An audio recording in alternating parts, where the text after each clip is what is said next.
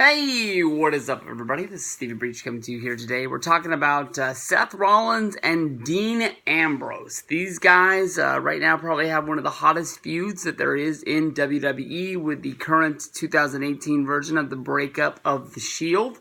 The story came out not that long ago that when they did the Shield reunion last year, what they were building towards was basically Dean Ambrose turning on Seth Rollins, which was going to set up Seth Rollins versus Dean Ambrose at WrestleMania. Ended up being at WrestleMania that Rollins wrestled in like an Intercontinental Championship match. It included Finn Balor and The Miz. The match really didn't have that much fanfare. But honestly, in my mind, the thing that I was thinking of is if it was going to be Rollins versus Ambrose at WrestleMania this year, what was Finn Balor going to do? I'm all right with The Miz being one of those guys that sort of gets, lumped into like the Battle Royal and things like that. But in my opinion, Finn Balor is one of the best guys in WWE that should be looked at as one of the building blocks of the future of WWE. And, at least in the last, 6, 8, 10 months, this guy hasn't done anything, and I don't understand how he's supposed to be at the spot where he's getting better, to where they can get a push behind him, to where fans can get behind him. I don't know who the powers to be, whether that's Vince McMahon or anybody, lost, confidence in this guy due to the title change and the injury at SummerSlam a few years ago. But this guy has really been getting the screw job, and you can really tell at Raw 25 that he's still Triple H's guy. So it's just like basically we're waiting until the day Vince walks away and hands the reins over to Triple H to really put a fire under Finn Balor and be the guy that we thought he was going to be. But when it comes to today, talking about Seth Rollins versus Dean Ambrose, I think that they did the change a little bit too soon. They were already starting to start the build of the split up of the Shield. You could already see that Ambrose was dissatisfied with his spot in the Shield, but was continuing on, almost like Roman Reigns was the glue that kept everything together and kept everybody calmed down. But Dean Ambrose definitely was the one guy that people knew was the weakest link of the Shield. Not because he didn't have a championship or anything like that, but because the guy could, just basically flip a switch and fall off the handle at any time. And he is the guy that, you could have easily got to walk out on the Shield, making any sort of a six-man tag into, a 3-on-2 affair. Seth Rollins basically is trying to fight to keep Dean Ambrose and prove that he was a good friend, and that although they did have a split up of the Shield in the past, that was the past, and it's not what was going on today. But one way or another, these guys are going to have a match. And when they did the split up of the Shield, it was to sort of prolong the storyline of the Shield being together with Roman Reigns leaving due to his problems with leukemia. But because of the fact that Roman Reigns was gone, we have Seth Rollins in the World Cup.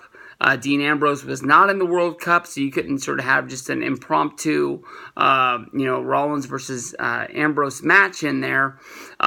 We couldn't have the match at Crown Jewel. Now we turn around, we have Survivor Series, and we have Seth Rollins, who is the Intercontinental Champion.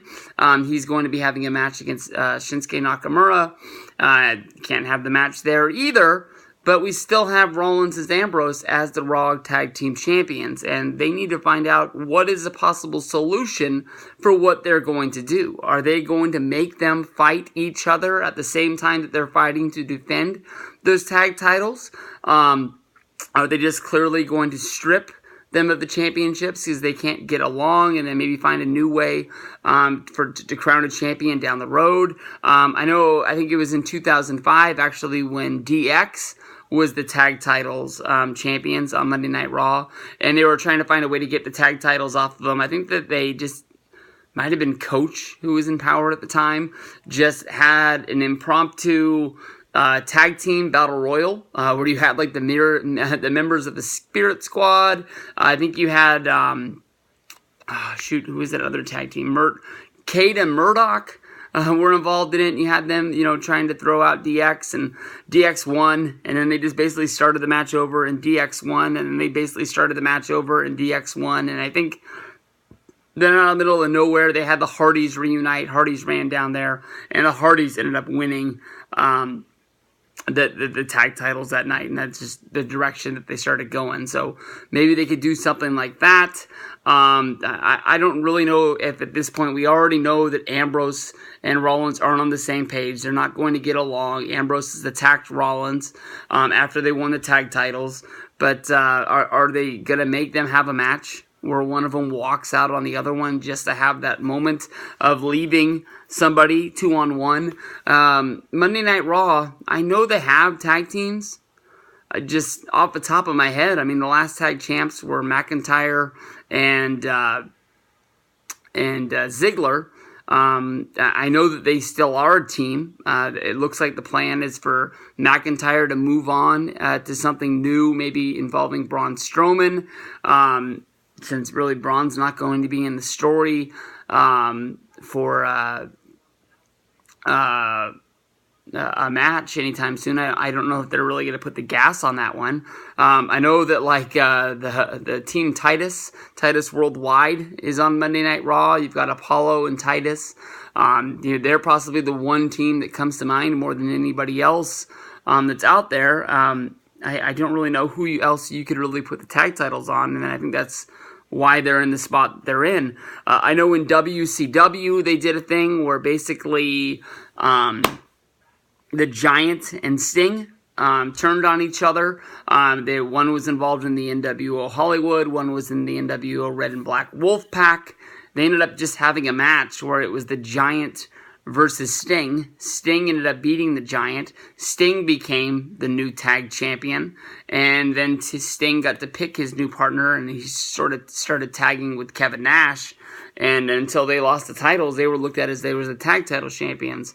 I know that another time, I think that the Steiners split when they were the tag champs in WCW, and Rick Steiner just ended up keeping the tag titles, and I think he ended up tag teaming with Buff Bagwell's mom, which I don't even really know how that came up. I know he also teamed with a member of a jobber tag team. I think his name was like Chaos or something like that. So they were the tag champs for a little bit. So I don't really know what direction they're going to go with this, but Rollins and Ambrose is more than likely going to be the hottest TV storyline on Monday Night Raw, leading to Survivor Series, showing how basically you can't have SmackDown invade Raw and Raw invade SmackDown each week, getting to get us there. And also at the same time, in this month of like November, normally the whole roster unites. It doesn't matter if you're a babyface or a heel. It doesn't really matter. Anything other than Raw needs to be better than SmackDown, and SmackDown needs to be better than Raw.